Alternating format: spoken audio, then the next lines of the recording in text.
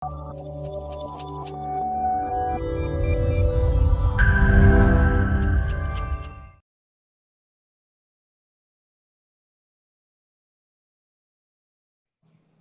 Shalom teman-teman. Ya, salam Kak. Salam. Oke, Jayapura udah 9:30 ya. Ya, ya, Mungkin ya. sama dengan Pak Son 9:30. Senang sekali saya dikasih kesempatan oleh Kak Opin untuk membagi kesaksian. Sebelumnya saya mau memperkenalkan diri dulu karena saya lihat di sini ada senior-senior yang mungkin saya nggak ketemu saat saya menjadi joyer di Jogja. Pantun dulu ya, biasanya kita orang Papua suka pantun, Pak. Jalan-jalan ke kota Kediri, lihat rumah pada berdiri. Teman-teman yang wajahnya berseri-seri, izinkan saya memperkenalkan diri. Nama saya Arta, saya alumni dari Sanata Dharma, jurusannya accounting, saya angkatan tahun 2000. Saya menikah juga dengan Joyer, Ronald Sandewa, dan kami memiliki satu orang putri, Gracia Sydney. Saat ini saya bekerja dan berdomisili di Jayapura, Papua. Saya bekerja untuk 6 perusahaan sebagai branch manager di dealer Hyundai, mobil Hyundai ya, produk Korea. Nggak jauh-jauh sebenarnya, dulu di persekutuan orang Korea, sekarang bekerjanya juga di produk orang Korea juga. Kemudian saya branch manager di salah satu perusahaan otomotif, ya, bengkel untuk umum, staf pajak untuk 3 perusahaan,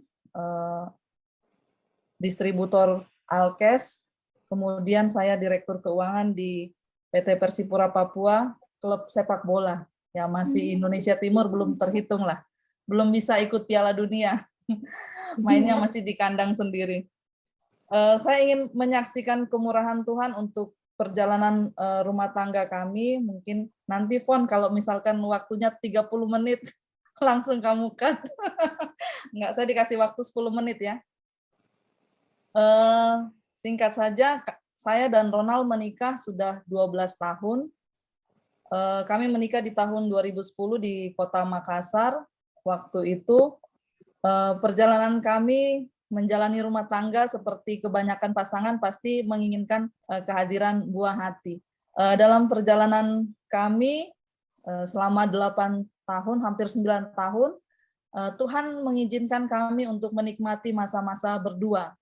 Sebenarnya menyenangkan menjalani kehidupan berdua karena kami sibuk dengan pekerjaan dan kami tidak memikirkan hal-hal yang lain. Tapi ada satu titik di mana akhirnya kita pikir, kok sampai sekarang Tuhan belum kasih kita keturunan.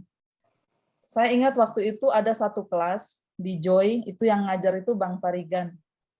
Itu tentang leadership, dan waktu itu kami belajar tentang keluarga Elkana dan Hana yang bergumul untuk memperoleh keturunan. Ya, kita tahu bersama bahwa Elkana dan Hana pada akhirnya Tuhan kasih Samuel. Setelah kelas berlangsung, saya waktu itu satu kelas sama Mas Feli. Terus Mas Feli itu saya panggil pas keluar dari ruangannya Ibu Peggy, saya panggil dia, "Hai Imam Eli, hari ini saya ganti namamu menjadi Imam Eli." Terus itu Mas Feli bilang, "Ya, saya ganti namamu menjadi Hana." Saya sempat berpikir bahwa apakah perkataan Mas Feli itu mengganti nama saya menjadi Hana itu seperti sebuah doa waktu itu. Karena saya menjalani kehidupan seperti yang Hana alami. Ternyata untuk istilahnya menjalani hari-hari tanpa mempunyai anak itu ada sensasi yang berbeda. Satu kali kami sudah melakukan upaya memang waktu itu untuk berobat kemana-mana, termasuk melakukan inseminasi, ternyata tidak membuahkan hasil. Di tahun 2015 kami ke Jogja dan kami pergi ke apotik klinik ibu bunda, kalau nggak salah anak bunda apa-apa, saya lupa, yang di dekatnya UGM.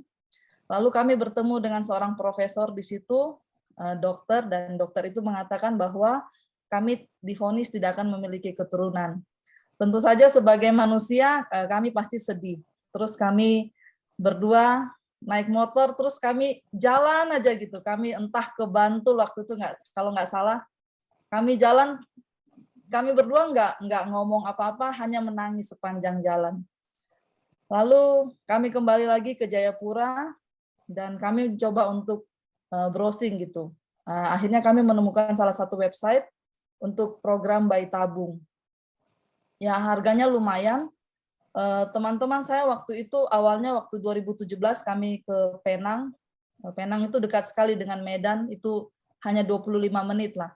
Tapi dia sudah jadi negara Malaysia. Tapi kalau kami dari Jayapura dia cukup jauh karena Papua Medan itu sekitar 7 jam kalau nggak salah ya perjalanan. Jadi ke Penangnya juga cukup jauh hitungannya. 2017 kami berobat ke sana dan kami bertemu dengan seorang dokter, orang Cina, namanya Dokter Eng. Lalu kami disuruh periksa secara keseluruhan, baik itu pria maupun wanita. Dari hasil periksa darah itu, dokter mengatakan bahwa kami tidak bisa melakukan proses inseminasi karena saya mengalami yang namanya PCOS, polycystic ovarium. Jadi itu seperti wanita yang mempunyai sel telur, tetapi sel telurnya itu kecil-kecil.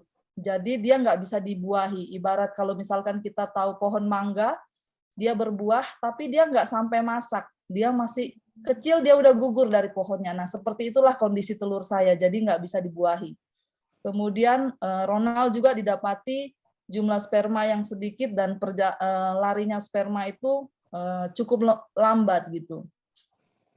Lalu dokter bilang begini, sepanjang ada satu telur dan satu sperma, kami akan upayakan.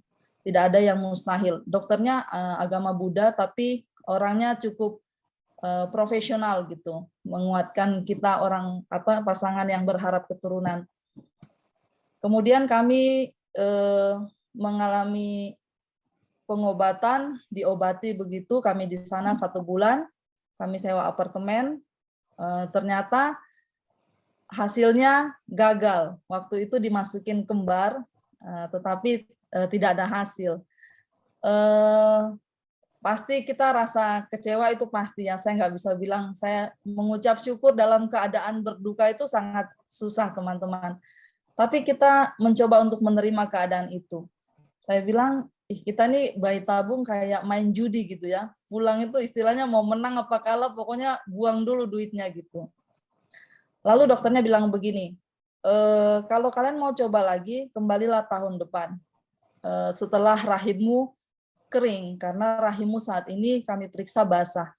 Ibaratnya kalau pot, itu dia ada tanah, ada air, tapi kadar air itu cukup banyak. Jadi kalau ditaruh benih, dia nggak akan tumbuh. Jadi disuruh kami harus saya harus mengalami proses menstruasi mungkin 1-2 kali, baru boleh balik lagi ke Penang. Saya dikasih obat untuk minum 3 bulan. Nah, dari yang badan langsing ini jadi langsung sekarang. Karena obat dan itu disuntik terus. Jadi saya kembali di 2018, teman-teman. Kami tinggal di sana cukup lama. Saya bersyukur punya pimpinan yang memberikan saya cuti 6 bulan dan dibayar full di kantor. Karena biasanya orang kalau cuti itu mungkin bayar setengah, tapi ini gaji dan bonus dan lain sebagainya tetap jalan. Saya mengalami kemurahan Tuhan di situ untuk pekerjaan saya. Kemudian ketika kami di sana, setiap malam saya harus menyuntik perut saya sendiri di posisi dekat daerah pusar, daerah rahim, supaya telur itu berkembang. Setelah dilakukan OPU, ovarium pick up, diambil telur, itu ada sekitar 21 telur yang saya hasilkan. Normalnya tuh wanita itu 1 bulan harus menghasilkan 1 telur, tapi saya karena ada bantuan obat dan suntik injek gitu, saya menghasilkan 21 telur. Jadi over telur. Dan itu ditarik semua lalu diproses di dalam tabung, makanya disebut bayi tabung. Sperma diambil lalu disuntikan ke dalam telur dengan bantuan ya teknologi yang begitu canggih dan akhirnya jadilah embrio. Minggu ketiga saya embrio transfer. Jadi embrio itu disuntik ke dalam rahim dan saya waktu itu kami disuruh tunggu lagi 10 hari di sana, harus bed rest. saya bilang sama Tuhan, Tuhan 2017 saya pulang itu dengan mencucurkan air mata. Kali ini saya harus pulang dengan membawa berkas dengan bersorak-sorai. Saya istilahnya kayak minta seperti memaksa begitu, tanda kutip seperti memaksa, harap-harap cemas lah seperti itu. Dan puji Tuhan 13 Maret 2018 Tuhan mengizinkan hasilnya positif. Dan kami kembali ke Jayapura, kemudian saya menjalani proses pemeriksaan seperti ibu hamil pada umumnya sampai di tanggal 18 November 2018. Sengaja saya pilih 18 di tanggal dan tahun supaya sama gitu ya. Tanggal 18, tahun 18, bulan November untuk operasi sesar karena waktu itu umur sudah 37 jadi dokter bilang agak rawan untuk normal begitu. Akhirnya saya melahirkan di tanggal itu dan kami memilih nama Gracia Sydney untuk putri kami. Gracia itu mungkin teman-teman sudah tahu. Gracia artinya terima kasih Tuhan. Mungkin orang bilang mustahil tapi tidak ada yang mustahil bagi Tuhan. Dan kami kasih nama dia Sydney karena kami kagum dengan penyanyi yang ada namanya Sydney Mohede. Sebenarnya kalau kami suka mengikuti perjalanan kehidupan Sydney Mohede itu karena kami melihat dia itu menghasilkan karya-karya yang luar biasa dalam membawa umat Tuhan itu memuji Tuhan gitu dari perjalanan kehidupan dia. Jadi kami juga berharap mungkin Sydney besok juga bisa menjadi orang yang mengajak orang-orang untuk mengenal nama Tuhan gitu, memuliakan nama Tuhan. Saya mau membagikan itu kesaksian saya. Mungkin saya tutup dengan satu firman dari Yesaya 57 ayat 10.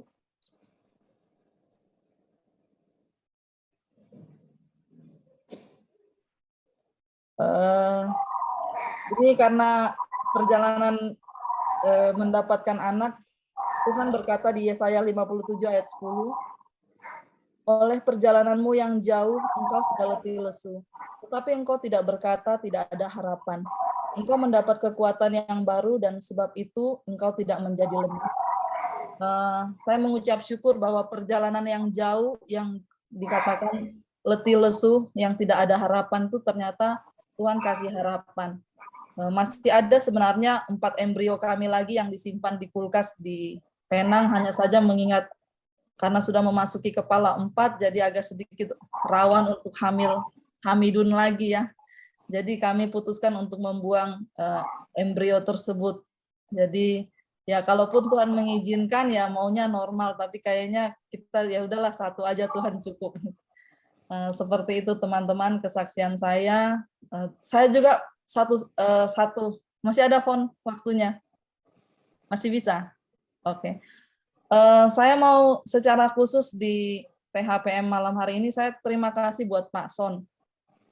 Saya mengalami perjalanan karir yang cukup panjang sejak dari Jogja, kemudian saya bekerja di Cimahi, Bandung bersama orang Korea dan orang Amerika, lalu saya pindah di Bali, satu perusahaan sama Kak Opin. Saat ini saya bekerja untuk orang Cina di Jayapura. Ada banyak tantangan.